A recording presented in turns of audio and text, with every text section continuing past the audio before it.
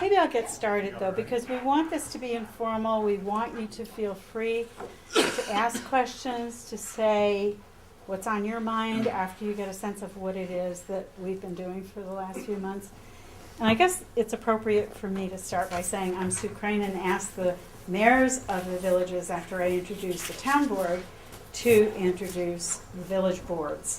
It's a very unusual thing to see all of these public servants sitting around one table working on pretty much putting their attention to one thing. And we're very grateful to all of you for giving up the time tonight and for supporting this effort, because as you all know, those of us who are in office, we are being exhorted from every level of government to pay attention to how we can do things efficiently and effectively, not lose services, improve services, and save money. And we in Red Hook are so fortunate to have the firepower that we have, the brain power that we have among the people that are sitting here and among the people who are out there, because you are the ones that serve the public. You are the ones that are the interface from the town to the public. And if our jobs fail and you fail at what you're doing, we'll all hear about it. So we don't want anybody to be left out of this conversation, and we don't want anyone to feel threatened by it. It's a way of looking at things in a new way. And I hope you'll enjoy seeing how we're going to try to work together. We have found in the past that by putting people together, sometimes who never even met each other before, putting them together in a work situation before the end of the week, they know a little bit about each other, they know about their families, they know about their problems, and the next thing you know, they're willing to help each other. And that's the general idea of trying to pull teams together to work. And I just said to Dan Stride earlier, would he mind if I mentioned the fact that it was, I think at least 5 years ago, I was a new supervisor at the time, and I've been supervisor for 6 years, that he and Dave Cohen, who was then mayor of the village of Red Hook, were in my office talking about the very idea of highway departments, DPW departments working together.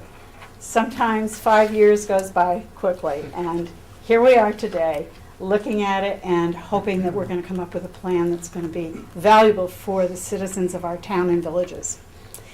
So, first I want to thank Dutchess County and Dutchess County Executive Mark Molinaro and the Dutchess County Legislature of 2013, who made it possible for the various municipalities to apply for funding to do things that they couldn't do ordinarily from their own budgets. And that's how it is that we came up with the money to support this study, the consultants whom you will meet shortly. So thank them. I wanted to thank Paula Schoonmaker, who was behind the writing. She interviewed those of us who knew what we thought we wanted to do, and she did a lot of the writing of the grant. So that is the early application that got us started, and we salute her and thank her. I want to thank Teresa Burke for serving on the committee. And I'll introduce the committee to you just to let you know that we have representatives, 2 from each town, from the town and 2 villages, Brent Kowalczyk and Ed Blundell, Deputy Mayor and Mayor of the Village of Tivoli, served on the committee, Brian Crenna and Jean Ann Schneider from the Village of Tivoli. And from my end, we had Harry Colgan and myself working on this, and we were meeting almost weekly for a while. So a lot of thought has gone into this before we even met these consultants. We put out an RFP, and we have here tonight the 2 people who are going to try to help us analyze what it is we do and help us look at, are there ways to do it more effectively and efficiently together.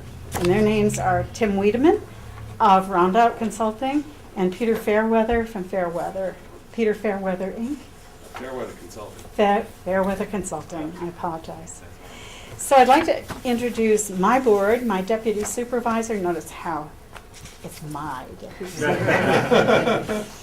The deputy supervisor of the town of Red Hook is Jim Ross. Harry Colgan is from the Village of Tivoli, but has been serving on the town board for many years. Bill O'Neill, real up close to the camera. It has been really re-elected last year in his second 4-year term. And did I leave somebody? And Brenda, our right arm. Thank you, Brenda, for all you've done in this regard. You're a great person to be able to respond and bounce things from and react to. So thank you for all your contributions. So I'd like to introduce first Mayor Crana, and if you would introduce the Village of Tivoli Board. Absolutely, thank you, Madam Supervisor. To my left is Trustee Gina Ann Schneider, who's a member of the committee. Trustee Robin Bruno, our Deputy Mayor Joel Griffith, and across from us is Trustee Susan Israeli. Thank you. And Ed Blundell from the Village of Red Hook. I'm here with my think tank. I have my Deputy Mayor Brent Kowalczyk here, and Steve Zarchuk, another Village of Red Hook resident. Just to follow up on something Sue said, it's not a pejorative, but the early phase of the steering committee were a bunch of policy wonks, but also committed to the future of the village and the town and 2 villages here, rather. And it's kind of fun sitting, especially with the consultants now on board. It's we have some very wonkish discussions, but I mean by that is we look at policy, we look at procedure, but out in the audience I see a lot of people that actually affect the procedure that we're working on, which is good to have out there. And the consultants will deal with all these levels. But I always think of the town of Red Hook as being, 202 years old now, and the village is 120 years old right now. And essentially they're using old models, and I like to use the term now, we have to start inventing some new models. What they might or might not be is up to us to decide, but with this grant from the county, we can take some of those dollars and put some research and some study into modeling without being bleeding edge. We can be cutting edge, theoretically, but not making crazy decisions. And so again, thanks to the county for the grant money, and that would be our goal to get everybody's input and get the right policy. And right now, we don't have a precast notion what the end game will be. We have different people have different thoughts, but it's going to be a work in progress. And then each municipality is still independent enough that we would all sit and talk amongst ourselves. And so there's no end game predestined here, but we are looking for a creative and, like Sue said, effective and efficient way to do something with the highway world. And maybe as an offshoot other things. Absolutely. We start somewhere. But Brent or Steve, do you want to say anything? If I could just add on to the mayor's comment, the one thing that all 3 municipalities talked about during this process is maintaining our character, making sure the town of Red Hook maintains its character, the village of Red Hook, and the village of Tivoli maintains its character. That we're not losing anything. We consider this gaining something, and at the same time, Tivoli remains Tivoli, and the 2 other municipalities maintain their character as well. Because I know that was very important to all of us as we were sitting around the table. That we didn't want this to become a stepping stone to just mushing everybody together. That we would continue to maintain our own characteristics and our unique feel that we all have. So, and I just want to say thank you. You've sort of been leading this effort as the lead agency. So thank you. And it's this is the first time I think in my 10 years that we've done something like this. Where we've all been sitting at the table. So this is great. So thank you. You're welcome. Yeah, and I just want to say for the public's sake, and thank you both for introducing that thought about how important it is that local is where the power is. In my opinion, local is how things get done. I'm not enough of a person to take on every neighborhood in the town of Red Hook, never mind the county of Dutchess. I can take care of a few of my neighbors. You can take care of a few of your neighbors. It's person to person. Politics is all about relationships. Your work situation is all about how you work together with others. And I am absolutely firmly committed to retaining that small community working for the people that they know. So I think if we can do that, we'll be successful. So I'd like to introduce, again, Tim Wiedemann. Thank you for coming. You're going to lead us through this discussion with Peter at your shoulder to help. So thank you for coming. Oh, thank you, Sue. And thank you all for coming out tonight. I really, I would reiterate that we do a lot of this kind of work, and it's very rare that we get a project that at any point in the project do several municipal boards come together for a joint meeting. And so to see this at the beginning of the study is, it's inspiring to us. It's something that we kind of recognized as we got involved and submitted a proposal that there was some real willingness to look at new ideas here and some excitement about the process, and we're encouraged and eager to work on this. So a little intro for myself, and then I'll let Peter introduce himself. My name's Tim Wiedemann. My company is Rondout Consulting. I'm based over across the river in Kingston, New York. And for the last 10 years or so, a lot of it with Peter, I've been doing work in municipalities throughout New York State, looking at shared services, in some cases consolidations, village dissolutions, a whole range of things where municipalities recognize the challenge that they have in providing the services that their residents demand and doing it in a way that's as effective and efficient as possible. And those terms are going to probably come up a lot tonight, but we'll spend a little time talking about when we do a study like this, what that means. And so, I'm eager to be here, and I think it's an exciting project. It's good to look at these services, especially with boards that are eager to go through a study process. So, Peter. Yes, Peter Fairweather with Fairweather Consulting. I've come the farthest distance. I'm all the way in New Paltz. So it's the long haul to get to the town hall tonight. I've been in business with Fairweather Consulting for about 16 years now. I've done a whole variety of studies related to municipal consolidation, economic analysis, and a whole host of things. I just gave a presentation last week at the local government day for the Tug Hill Commission about questions related to consolidation. And one of the things I pointed out, which really makes the possibility of doing something innovative, is to start out with basically a good set of working relationships in the community. And that's one of the things I think we're really looking forward to working here in Red Hook, in Tivoli and Red Hook. This is a community where, from your own perspectives probably, there are nights where you grind your teeth when you're sitting in a meeting with somebody. But these are communities that, have good working relationships, have very forward-thinking boards, and the capacity to do innovative things. So, we're really happy to be involved and help support the effort. Great. So I'm going to kind of quickly get the introduction up here and then check to see if everybody has all their materials to get started. First, tonight we're going to hopefully talk for less than a half an hour, 45 minutes at the very most, to explain the purpose of the study. What is it that we're after with this study? There's already been a preview of that with the comments from the boards, but we'll go into a little bit more detail about what the purpose of the study is. Again, from our understanding and from what we learned in our initial meeting with the committee that represents each of the 3 municipalities. We're going to describe the steps in completing a study like this. This is where kind of our role is, that we do this kind of work professionally. We've done it in lots of communities, and so we have a study process that we use in this kind of instance, and we'll explain what that looks like. And then we'll explain how residents and also board members from the 3 municipalities can stay involved and stay informed throughout this process. We feel really strongly, and we'll go into this later as we talk tonight, that input from residents, input from employees, input from the village boards and the town board is all very important to a study like this, especially as we get started. The more ideas that we can capture from you all tonight and in our next couple public meetings, the richer this study will be, and the more it will represent real possibilities and real creative solutions for the villages in the town. So we feel strongly about this, and we'll explain how we plan to involve the public and the boards in the process.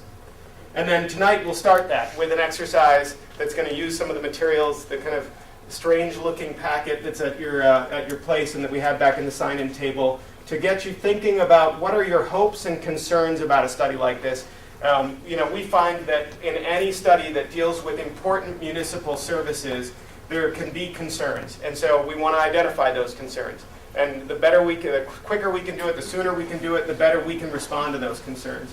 And then on the flip side, there's also hopes. People have expectations about a study like this, especially if the conversation has been happening for a while about what might be possible.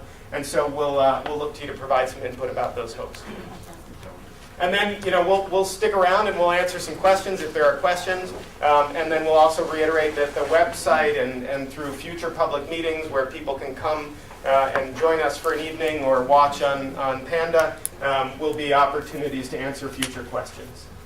So, logistics. There should be a single-page handout that has 2 short stacks of Post-it notes on it.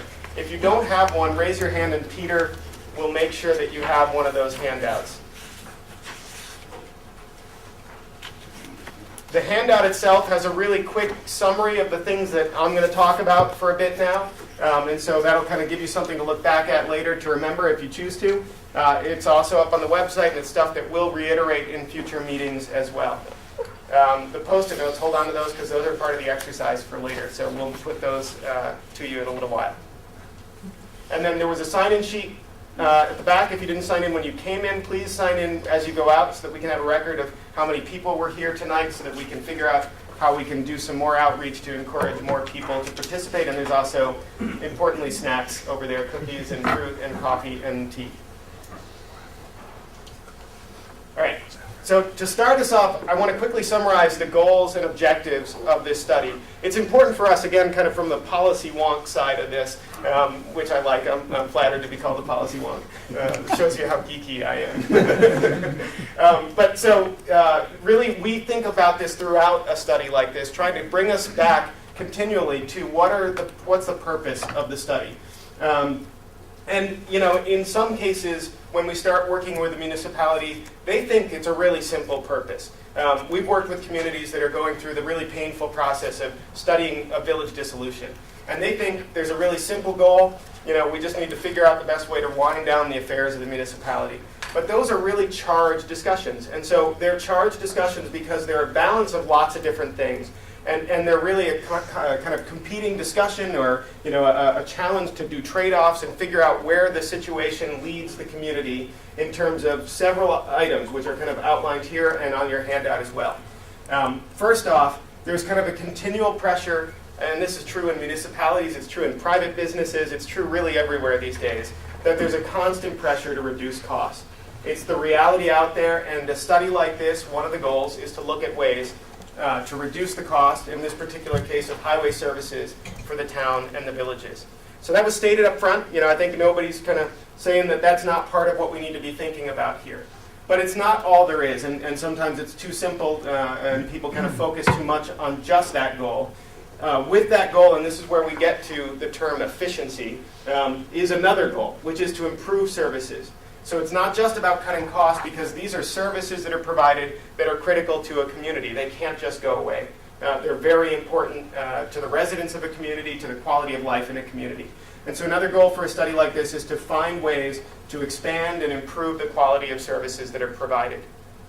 And so those two kind of seem in opposition, right? A lot of times the discussion that happens is, well, we either need to reduce costs or we need to improve services. And that's a really kind of overly simplified discussion, because the reality that every municipality faces, that every business faces, that we all face in our own homes probably, is that we need to figure out ways, to the extent possible, to do more with less. And so that's really the trade-off that happens in a study like this. It's not about just one or the other. It's about figuring out some way to do what seems contradictory, which is both.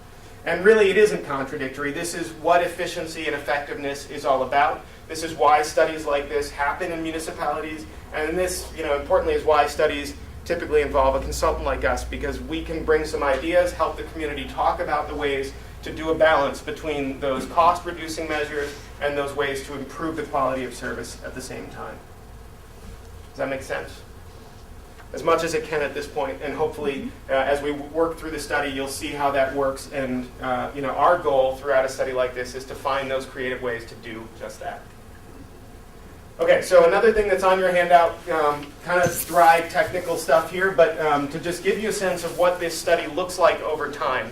It's a 12-month process, and so you can see on the slide up here I've included some date references. But we started in March of 2014, and the study will end in March of 2015. That's the timeline we've set for the study. And then on the left-hand side of this table, again, which is on your handout, Peter and I, as we do this kind of work, it's important to us to break the study down into several tasks. And so for us, there's a first task that's just getting started, a second task that's what we call existing conditions analysis, a third task that's a feasibility study of options and alternatives, a fourth task for action planning, and then we close out the project. And you can see through this table how we've timed out all the various steps in this. This may seem a little dry and not all that important right now, but what you'll see is that as we move through the study, this is what kind of gives you a preview of when we'll have some future public meetings, when there will be documents available for people to review on the website. All that is kind of packed into that dense table. And so the first thing, though, and I'll reiterate, I think one of the two mayors said this, that really, as a study like this gets underway, there are no preconceived answers. We come to a study like this as neutral as we can be as human beings and try to identify what are the kinds of challenges that a community faces, what are the opportunities in that community. And so a process like this really, in our mind, starts with a clean slate. And that's important, I think, to say, but also for you all to see as we work through the first stages of this, that it's not kind of rushing to a solution. It's really evaluating lots of options to try to see where there's one that makes sense for the community. Yeah, and for example, task 2, the existing conditions analysis. Part of this is understanding how do things work now. And this is going to sound like a cliche, but it's absolutely true. Every community is unique in terms of how they organize services. So we need to understand what's going on now and how are things done now. And there may be some surprises in terms of there's innovative stuff here that we need to keep going, and maybe we need to make it a little more formal, or that that there may be ways of doing things that went by the boards 5 years ago that maybe we should think about reviving. So and that's part of this idea that there are no preconceived answers, because every situation is unique. Every community brings its own set of strengths and weaknesses to this process, and we all need to understand those together and then figure out what's the best way to approach bringing that increased efficiency and effectiveness to these services. And as I mentioned before too, part of that is that we're experts in how to analyze this stuff, and we can do all sorts of models and stuff. But the local situation is something that we rely on the committee that works on this study for. We rely on the municipal boards to provide input regularly throughout the study, and we have some built-in opportunities for that. And again, most importantly, we encourage public input, whether that's from residents broadly, from residents who are also employees of the municipalities. Getting that input is part of defining what are the needs, what are the opportunities, what are the challenges in a community, and what are the options that make the most sense.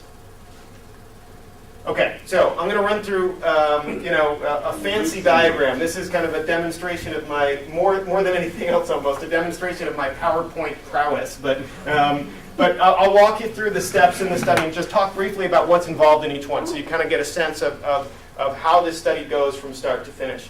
In the beginning, we met as a study committee, and this, as the supervisor mentioned, is a committee that actually has been meeting for some time as it thought about what might this study look like, and then pursued some grant funding to fund our involvement and our guidance through the study.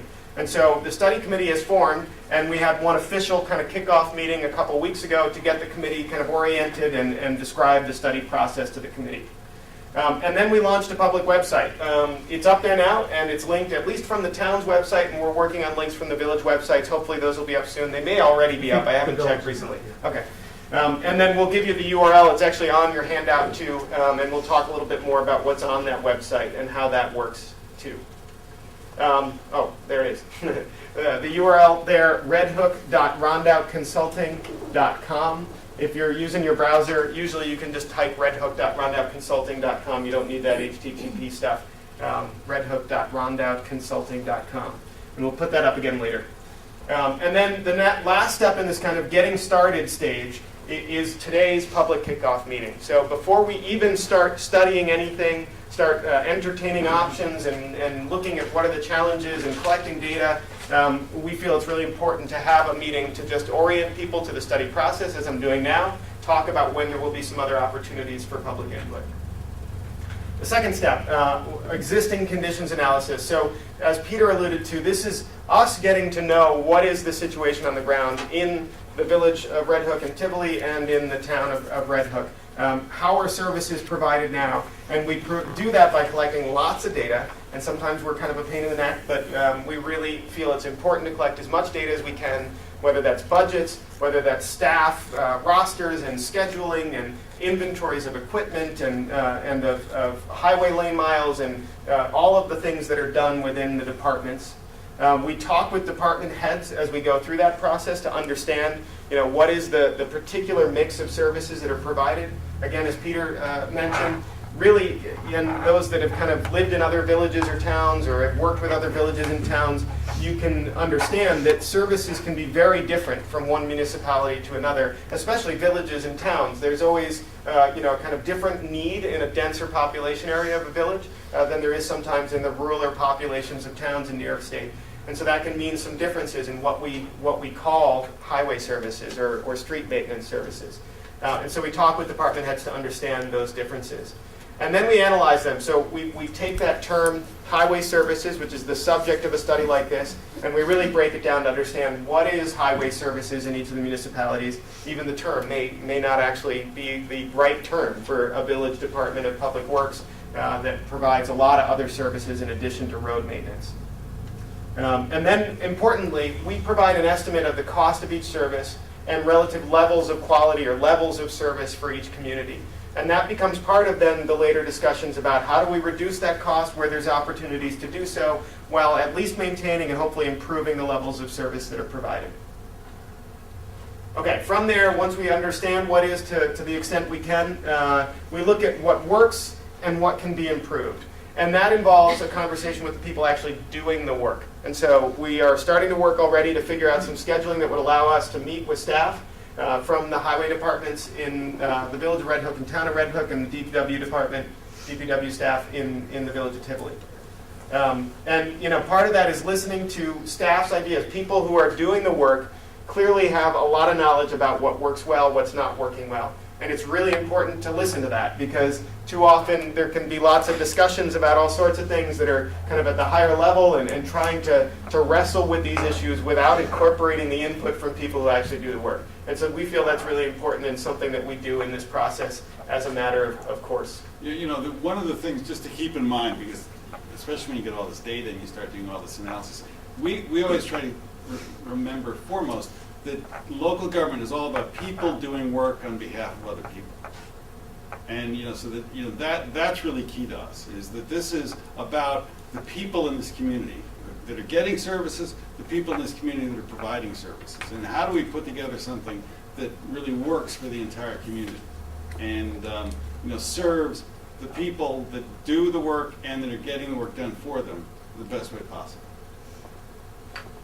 And as part of that, out of that conversation, we find naturally we start to identify options. What are some things that, for instance, maybe some of the highway staff have been kind of mulling over some ideas about how to do the work more cooperatively themselves. Those ideas come to the surface. The committee, may have had some conversations, within their municipal boards in the past about some ideas that they'd like to explore. And so those ideas come into the study.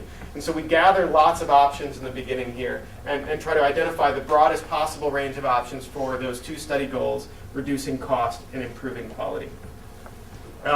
In the diagram up top, there's a loop here for a reason, because this is kind of the heart of the study. This is what we spend a lot of time back and forth with the committee and then with municipal boards in a meeting, and with the public in a meeting as well, to start to shed some light on this process of opening up and taking in lots of options and starting to figure out if some of those options really don't make any sense, and if some of them start to really sound like they do make sense. And so it's what I would call, as a policy wonk, an iterative process. We go through this several times over and over and over again. We identify the options, we evaluate them. The evaluation looks at lots of things, and this is a partial list. We try to assess what's the impact if we were to do this thing on the cost of services, the quality of services. Those are really important because those are directly speaking to the study goals. And then we look at things like what would it mean for staff and employees, for their procedures, for their work, for the structure of the department, that kind of thing. And then we also look at what happens to facilities and equipment. Does this mean that there's a redundant piece of equipment that somehow then isn't needed, doesn't need to be maintained, maybe could be sold, that kind of thing. And then from that kind of iterative process, going through all this, identifying options, evaluating what their impact would be, we start to get a sense of what might be the feasibility of these options. And that takes us to the next task, where we start to really move towards the end of the project then. We have some options we've identified, and then the committee takes a first crack at them, tries to say, look, these are things that really make sense here, we're excited about this. These are things that may make sense somewhere, but here there's some reasons that it might not work. And they can charge us with going back and digging deeper to say, is there some way to make it work? Is there some creative solution here that we can figure out? We've had cases where there's a solution that looks great, but it's contradictory to some state law. And that's a really hard one. But there are cases, we've worked on some situations where then that is not a no-go, where the answer then is let's talk to our state representatives, let's see if there's some way to get some private legislation that would deal with the issue and allow the community to move forward. And then from the community's input, we begin to identify those promising options. From there, a draft is presented to the boards, the 3 municipal boards, and to the public for input. This is something that, at this stage especially, we need to make sure that the boards, as they're the ones, you are the ones that would implement anything coming out of this, that you're comfortable with the kinds of options that are being identified as potentially feasible to move forward with. And likewise, that we hear from residents and from the public about their concerns or if there's something that they're worried about or if there's something they're excited about in one of the options that we're starting to narrow in on. And that comment and those comments and that feedback help us to identify what are the most promising options to focus, again, more and more attention on so that we can get really detailed about how to make those options happen. The final study then identifies a set of priority or recommended options. That allows us to then go fully through the process to the final task here, the final real work task, which is to identify an action plan. So when we do this kind of work, we don't like to just leave a study. We want to make sure that we've identified some ways that the communities can move forward, and then that we've helped with our knowledge and expertise to figure out what's the local steps that need to happen by one or more of the municipal boards to actually put those options into practice. And so that we call an action plan. It identifies and justifies the recommended and priority options, step-by-step work plan for implementing those options for each municipality, and includes things like an implementation budget, if there are legal fees that are associated with something, if there's an intermunicipal agreement, we draft that intermunicipal agreement, and then importantly, we provide some criteria for the municipalities to say, a year later, is this working? Did we actually implement it? Is it actually helping us to reduce cost, helping us to improve quality? We present that to the committee and then again to the boards and to the public before it's finalized. And to the staff at that point as well? Yeah, and I think, we've talked about various ways to make sure that it gets to the staff. One way is to go directly to the staff in a staff meeting, like we talked about in the earlier stages, and then we, make a point to encourage staff to participate in these public meetings as well.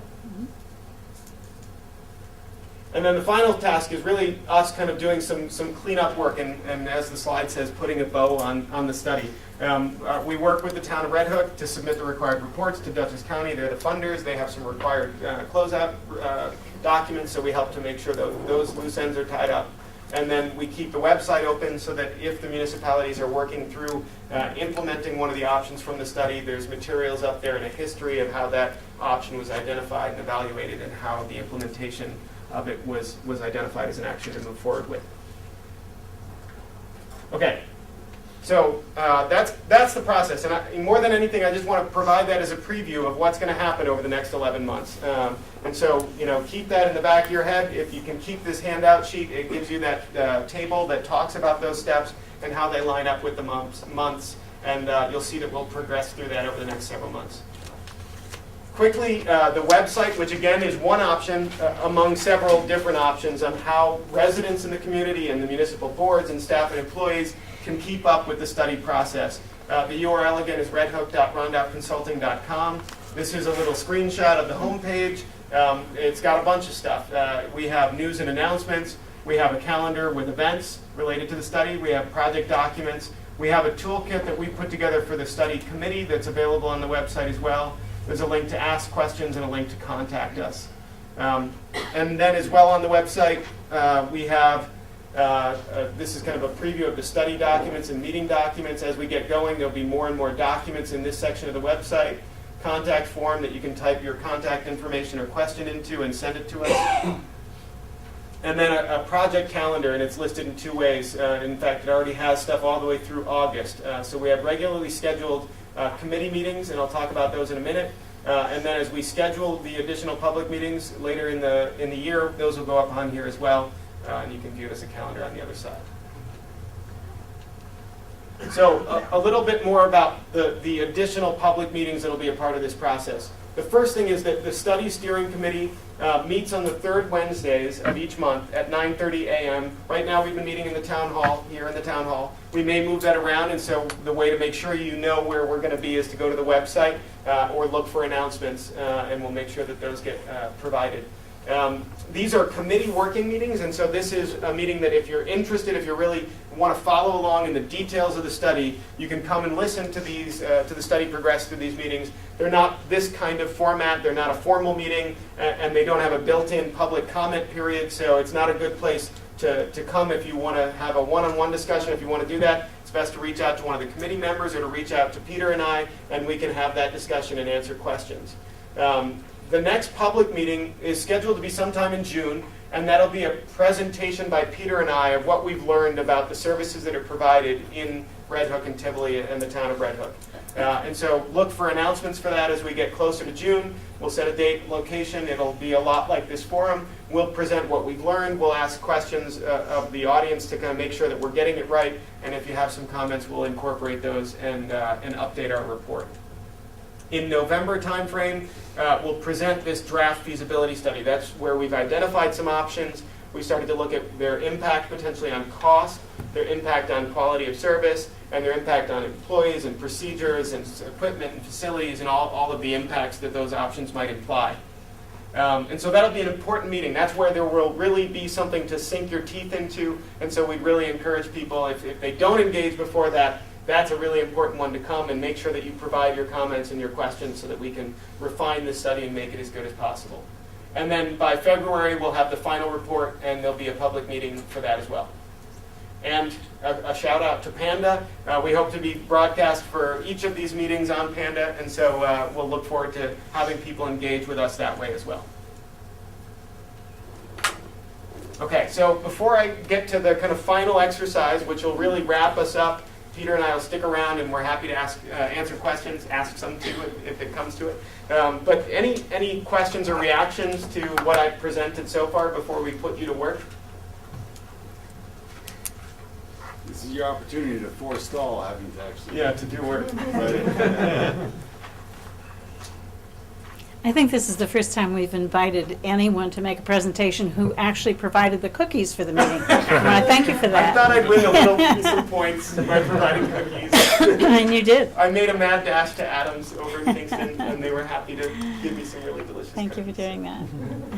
And make sure you help yourselves. Yeah, there's a whole other tray over here too, so if somebody's really hungry. Could you maybe give us a little insight by reviewing something you've done in the past and an outcome? Would that be possible? Briefly? I'd be happy. Well, briefly is the challenge. Yeah, no, I realize- These are I 12-month studies. I realize it. But we've done a lot of this work, and one that actually is very recent in mind and that I'm excited about is work that we were just doing up in the village of Hudson Falls, which is up near Glens Falls. We did a police shared services study for the village of Hudson Falls, the village of Fort Edward, which is neighboring, and for Washington County, which has a pretty active sheriff's department. And it was a study that in some ways is similar. It's a critical service. It's a very important service. It's a public safety service for the community, and so there's a lot of concern about anything that might threaten the quality of that service. And so we approached it carefully to figure out where are the opportunities to do that kind of win-win, where we can identify ways to reduce the cost and improve the quality of service. And out of that, we came away with 3 recommended options. One was to create a regional training program for new officers, new hires. They had gotten in the habit of sending new hires out to Schenectady to do training, which meant there was lots of miles, there was an expense associated with that travel. It also meant that they didn't have a really good way to capture local talent, people coming out of high school, going into their BOCES criminal justice program, and who may want to stay in the area, but ended up leaving because there wasn't a good training opportunity. So that was an exciting option. They looked at IT, computer technology, to figure out ways to streamline their operations, to have a joint dispatch, to have that dispatch be able to locate vehicles from each of the 3 municipal departments, and that would save some money in terms of dispatching the most efficient patrol car to respond to incidents. And the third option is escaping me right now. Must not have been as exciting as those 2. But that's an example. That's an example, and there's plenty more. So. Good. Yeah, question out, the audience. My name is Lisa. I'm a taxpayer in the village, I'm a taxpayer in the town. And I also work for IBM, and IBM's answer to saving money is to lay people off. So I'm all for saving money, but my top priority would be to keep people employed. So I just ask that you exhaust every avenue that you can before you suggest reducing personnel. Sure. Good, thanks for the insight. That's important to hear. Thank you.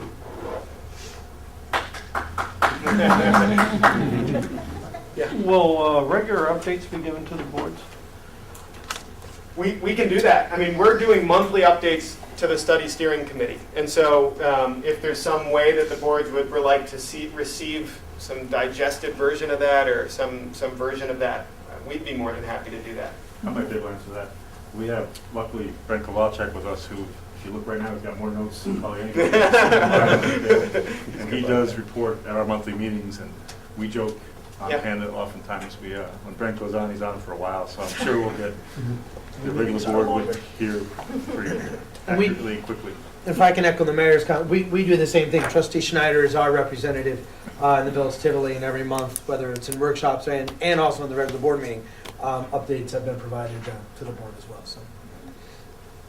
I liked what you suggested before, that maybe we move these meetings around so that, you know, we're doing it in Tivoli one time as a public meeting and doing it in the Village of Red Hook to maybe attract some more local people who are comfortable with that setting more than they are this setting. Yeah. So I like that idea. Yeah, I think that would be good. Yeah. And I'll also add that we usually, most of our committee meetings, which again are monthly, we provide a kind of PowerPoint presentation that walks through our status update to the committee. And that almost always ends up then on the project website. So that's another way that if somebody wants to follow along on those status updates, they'll all be on the website too. One thing I'd like to point out, maybe in reference to your question too, is I think we have to view this as exciting and positive thinking. It's not a collapsing or a shrinking necessarily. It's, when I used the word new model before, what I see is if you look at census data, the country will grow by 100 million people by, 2047, I think. So it's, and I always joke, they're not all going to move to Red Hook. We're not necessarily a further upstate location where things are not going well. I think things downturned here in 08, but they're coming back, and I think they will continue to go. So I think the model would necessarily not be pessimistic. It should be an optimistic model. Like, okay, we have developments coming in here, here, and here. We have new streets, different things are happening. We're not trying to collapse upon ourselves and save. We're trying to find the best way to do what's for the future. And that, I would say that's another reason that, you know, Peter and I do work in some of those communities that are collapsing, and it's sad to see, and it creates an entirely different situation and a different discussion.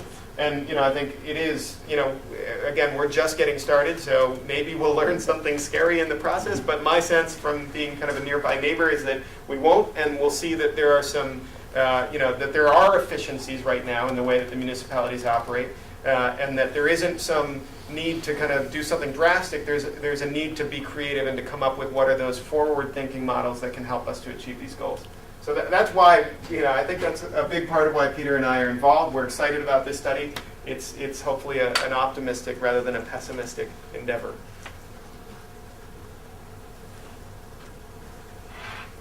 Any other questions? I would just like to say that just because we've always done something a certain way doesn't mean we have to continue doing that way. And the question would be, why? Right. You know, we've always done it this way is often the response. We've always done it this way. But then that could be followed by the question, but why? You know, if you can answer why and it makes sense, fine. And I'll give you an example. For years in town hall, when we had things go awry, like we needed painting done, or we needed ceiling tiles replaced, or lights put in, past practice had us contract out to an outside vendor to do that. And Teresa and I have become better acquainted as she became highway superintendent, and she said, we have a lot of talent out there who can help you. Why don't we bill it against town expenses, town hall expenses, the salary time that those talented guys would come and maybe build a workbench, or I don't know, whatever it is. We had never done it that way before, but we've started doing it that way, and bless them, they have saved us a huge amount of money and a huge amount of just, using internally the talent that we have. And I'm hoping that what will happen among us, the 3 municipalities, that we're going to discover that kind of thing. And those kinds of, management tools that will enable us to really learn to respect each other's talent, because there's a lot of talent in this room right now. Yeah, that's great. That's a great example, and it's Yeah. it's an example too of how even internal to one municipality, sometimes it can be harder than anybody would think it should be to find those opportunities. But especially when you start talking across municipalities, it's an even tougher thing. And so that's the purpose of a study like this. That's a reason again that to have 3 municipal boards here together in one room at the beginning of a study like this, because it's sometimes just by virtue of talking for a long time about this stuff that you start to identify those kinds of opportunities. So yeah, I think that's a great example. I thought Sue was going to say she and Teresa were. We're changing the light bulbs. I could.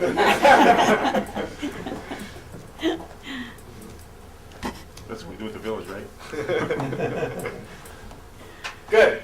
Okay. So the final thing then for tonight is this hopes and concerns exercise. So I'm going to ask you to take out a pencil. There's some around if you didn't bring one. There's a couple left in the sign-in table there if you need one. And using your pink sticky notes, I'd like you to identify, and we have more. There's 3 on your handout. If you need more, we're happy to give you more. Identify 3 concerns or more regarding this study. What are some things that you're worried about when it comes to moving through the process I described here? Where are things that you think could get the study stuck? And what things could threaten to make the study results less useful? And I'll leave it at that because this is about your concern. So whatever comes to mind, put it on a piece of paper and hold on to that piece of paper, that red sticky note. I'll give you maybe 2 minutes to fill in a couple red sticky notes, and then we'll move on to the green ones. Do you want one thought per Yeah, it's best if you do 1 thought per sticky note. Otherwise, it's going to take us a while to decipher the pros on sticky Yeah, notes. and sort of anything that kind of gives you the uh-oh feeling when you're thinking about this process. Oh, I hope that doesn't happen. That's worthy of a pink sticky.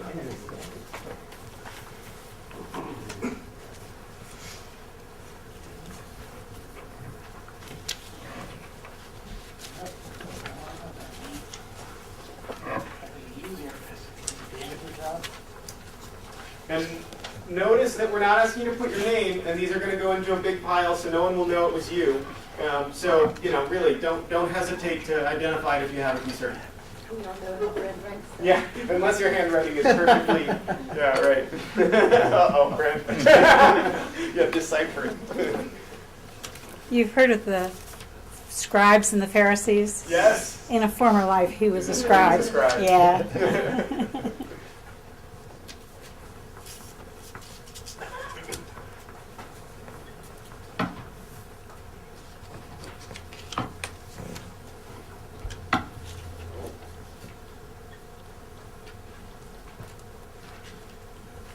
And there are places we've worked where we've run out of pink sticky notes. Yeah, there were, where there were enough concerns, different kind of projects, but that's happened.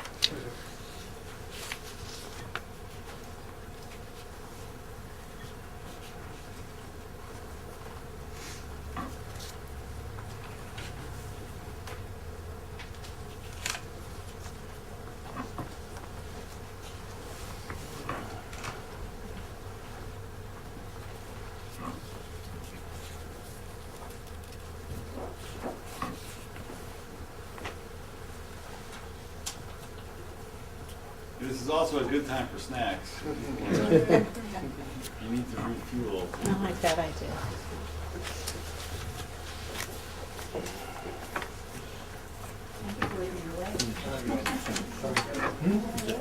Okay, 30 more seconds. So if you have some thoughts, get them down on sticky notes. And if you need more sticky notes, raise your hand.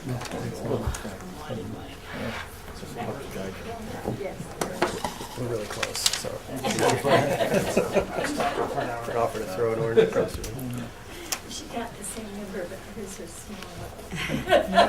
We'll let 'em- No, I resent that observation.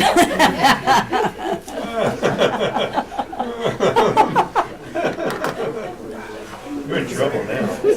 All right, before we devolve, because we are close to the end here, but the second part of this is to take the green sticky notes, and you probably saw this coming. Use the green sticky notes to identify your hopes for the study.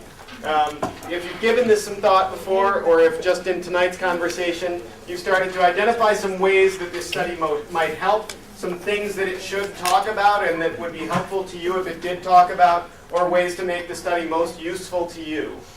Put those one at a time on green Post-it notes.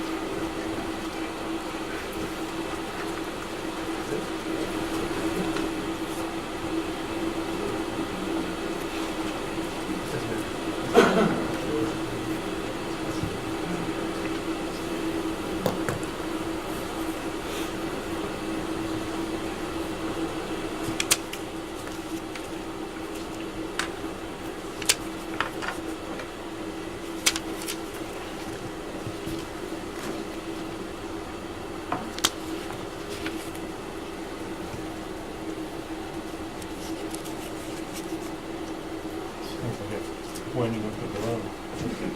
Yes. Pressure is building.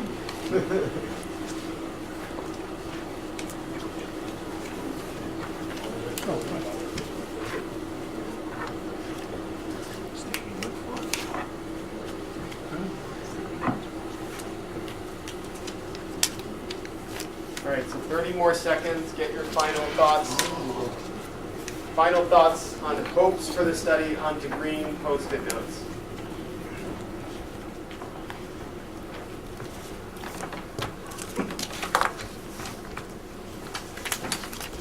Where do we hand these in? We're going to ask you to put them up. There's 2 wall Post-its. You can take either one, whichever's closest to you, and just put them up there. And while you do that, on either side of it's a good time to get your snacks. It's their reward. And you can put pink and green in either one. Mix them together, mix them together. And if you have some more thoughts, feel free to come back to your place and write them down. Or you can share them via the website. Again, it's redhook.rondoutconsulting.com. And that's the end of our presentation. We'll stick around, and if there are questions, we'll answer some questions. The next committee meeting is on Wednesday, April 16th at 9:30 a.m. Thank you.